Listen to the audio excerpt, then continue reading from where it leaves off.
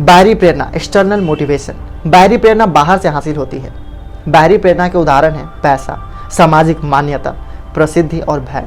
उदाहरण के तौर पर माँ बाप से मार खाने का डर या नौकरी से निकले जाने का डर। भय से उत्पन्न प्रेरणा, फियर मोटिवेशन। एक कंपनी पेंशन योजना शुरू करना चाहती थी। योजना को लागू करने के लिए जरूरी था कि उसे सारे कर्मचारी मंजूरी दें। जॉन के अलावा हर कर्मचारी ने उस योजना को मंजूरी देने के लिए दस्तखत कर दिए। योजना अच्छी थी और सभी कर्मचारी के लिए काफ़ी फायदेमंद भी थी, लेकिन जॉन के दस्तखत ना करने से रुकावट पैदा हो रही थी। जॉन के सुपरवाइजर और साथी कर्मचारियों ने उसे दस्तखत करने के लिए मनाने की काफ़ी कोशिश करी, पर असफल रहे। आखिरकार कंपनी के मालिक ने जॉन को अपने दफ्तर में बुलाकर कहा, जॉन, यहाँ पेन रखा है और साथ में पेंशन की वो सारे कागजात रखे हुए हैं जिसमें तुम्हें दस्तखत करने हैं। अगर तुम इस योजना में शामिल नहीं होना चाहते तो तुम्हें इसी वक्त नौकरी से निकाल दिया जाएगा। जॉन ने दस्तखत कर दिए। तब कंपनी के मालिक ने पूछा कि उसने दस्तखत पहले क्यों नहीं किए। जॉन ने जवाब दिया, इससे पहले किसी ने इस योजना को इतनी अच्छी तरह नहीं समझाया था जिस तरह आपने समझाया है।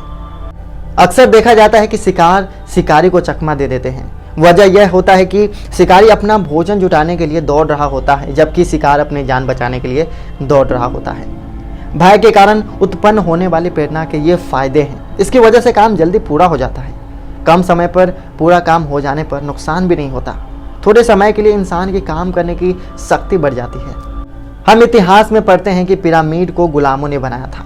उनकी लगातार निगरानी की जाती थी और काम ना करने पर सजा भी दी जाती थी। लेकिन डर से जन्म लेने वाली प्रेरणा के नुकसानदेह पहलू भी हैं। मसलन यह बाहर से दी जाने वाली प्रेरणा होती है। इसका मतलब यह है कि प्रेरणा तभी तक कायम रहती है जब तक प्रेरणा देने वाला मौजूद रहता है। प्रेरणा देने वाले के हटते ही प्रेरणा की समाप्ति हो जाती है।